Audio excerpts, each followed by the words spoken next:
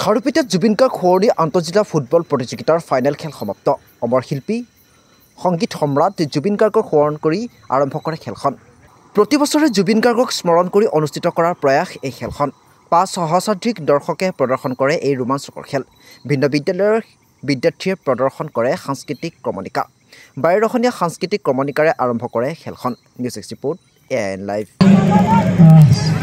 তেখেতক এখনি ফুলাম গামোচাৰে সম্বৰ্ধনা জনাব Murshid Alam, game secretary sports association.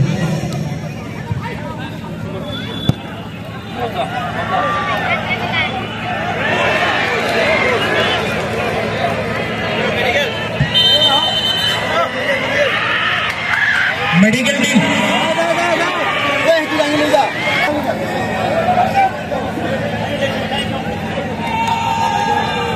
আজি পূব মঙ্গলদৈ স্পৰ্টছ এছ'চিয়েশ্যনৰ দ্বাৰা আয়োজিত জুবিন গাৰ্গ সোঁৱৰণী আন্তঃজিলা ফুটবল প্ৰতিযোগিতাৰ চূড়ান্ত খেল।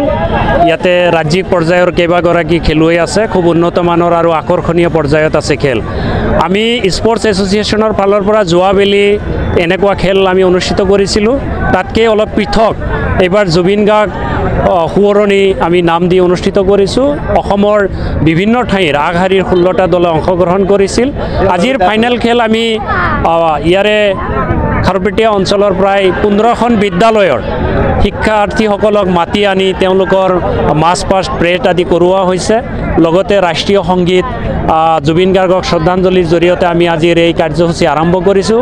আৰু ইয়াৰ জৰিয়তে ইয়াতে আমাৰ ওদালগুৰিৰ পৰা আমাৰ বড়ো নৃত্যৰ কাৰণে নৃত্য দল, বিহুৱা দল, আমাৰ কৌপাটি অঞ্চলৰ পৰা গাৰো নৃত্য দল আদি বিভিন্ন ধৰণৰ সাংস্কৃতিক যিটো বাৰেৰহণীয়া যিটো পৰিৱেশ আমি ইয়াতে দিবলৈ চেষ্টা কৰিছোঁ। হাজাৰ হাজাৰ দৰ্শকে আজি এটি খুব উন্নত মানৰ খুব আকৰ্ষণীয় খেল উপভোগ কৰিব পাৰিছে। ইয়াৰ জৰিয়তে আমি গোটেই অসমবাসীক এটা বাৰ্তা দিব বিচাৰোঁ যে খাৰুপেটীয়া অঞ্চলতো আগশাৰীৰ খেল অনুষ্ঠিত হয়। আৰু এই খেল এটা কথা আমি গুৰুত্ব দিব লাগিব যে এই খেল যিমান অনুষ্ঠিত হৈছে গোটেইখিনি আসাম ফুটবল এছ'চিয়েশ্যনৰ স্বীকৃতিপ্ৰাপ্ত ৰেফাৰীৰ দ্বাৰা ডিষ্ট্ৰিক্ট স্পৰ্টছ এছ'চিয়েশ্যনৰ অধীনত আমি অনুষ্ঠিত কৰিছোঁ। আমি আজি পূব মঙ্গলদৈ স্পৰ্টছ এছ'চিয়েশ্যনৰ উদ্যোগত আয়োজিত জুবিন গাৰ্গ সোঁৱৰণী আন্তঃজিলা ফুটবল প্ৰতিযোগিতাৰ আজি চূড়ান্ত খেল। এই চূড়ান্ত খেলখনত আমাৰ খাৰুপেটীয়া গ্লেক্সি আৰু অচিন্তলা FCৰ মাজত খেল অনুষ্ঠিত হৈ আছে। আমি আশাবাদী দুয়োখন দলেই ভাল খেল প্ৰদৰ্শন কৰি আমাৰ ৰাইজক ভাল খেল উপভোগ কৰাত সুবিধা প্ৰদান কৰিব। আৰু আমি বিশেষকৈ পূব মঙ্গলদৈ স্পৰ্টছ এছ'চিয়েশ্যনৰ ফালৰ পৰা আমি বিশেষকৈ পূব মঙ্গলদৈ অঞ্চলবাসী ৰাইজক আমি আন্তৰিকভাৱে ধন্যবাদ জ্ঞাপন কৰিছোঁ যে সুদীৰ্ঘ এমহীয়া কাৰ্য আমাৰ যি এই প্ৰতিযোগিতা অনুষ্ঠিত হ'ল, এই এমহীয়া এই খেল প্ৰতিযোগিতাখনত তেওঁলোকে সৰ্বোচ্চ প্ৰকাৰৰ সহায় সহযোগিতা আগবঢ়াইছে। আৰ্থিক দিশতো আমাৰ বিভিন্ন অনুষ্ঠান প্ৰতিষ্ঠানৰ লগতে সদাশয় ৰাইজে আমাক যি ধৰণৰ সহায় সহযোগিতা কৰাৰ কাৰণেই আজি আমি এনেকুৱা ধৰণৰ খেল অনুষ্ঠিত কৰিবলৈ আমি সক্ষম হৈছোঁ। গতিকে আমি আশাবাদী অনাগত দিনতো আমি জুবিন গাৰ্গ ডাঙৰীয়াক স্মৃতি সোঁৱৰণ কৰি আমি এই ফুটবল খেল প্ৰতিযোগিতা আমি অনুষ্ঠিত কৰি থাকিম। আৰু আমি ৰাইজৰ পৰা এনেকুৱা ধৰণৰ সহায় সহযোগিতা আমি আন্তৰিকতাৰে কামনা কৰিছোঁ।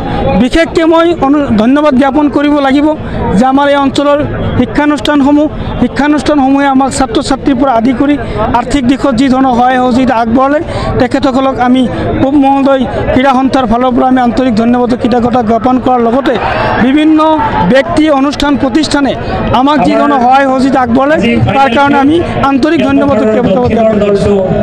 দ্ৰুত ইণ্টাৰনেট দ্ৰুত সংযোগ এতিয়া এমনেট ফাইবাৰ ফাষ্টৰ সৈতে। বাফাৰ নহয় স্পীড উৰণ। নয়ন ইনফৰটেকৰ এমনেট ব্ৰডবেণ্ড ব্যৱহাৰ কৰক। 3 মাহৰ ফ্ৰী ইনষ্টলেশ্যন পোৱা যায় মাত্ৰ 342ৰ পৰা। অসমৰ প্ৰতিটো ঘৰত দ্ৰুত ইণ্টাৰনেট এমনেট ফাইবাৰ ফাষ্ট আপোনাৰ লগত। অনলাইন কাম, খেল আৰু বিনোদন একে ইণ্টাৰনেটত সম্ভৱ। আপোনাৰ স্পীড আপোনাৰ পচন্দ 30 Mbps-ৰ পৰা 155 Mbps-লৈ। এতিয়া ধীৰ ইণ্টাৰনেটক বিদায় দি ফাইবাৰ ফাষ্ট লৈ আহক। অসমত প্ৰথম দ্ৰুততম ইণ্টাৰনেট সেৱা MS নয়ন ইনফৰটেকৰ পৰা। নতুন যুগৰ নতুন স্পীড ফাইবাৰ ফাষ্ট ঘৰলৈ।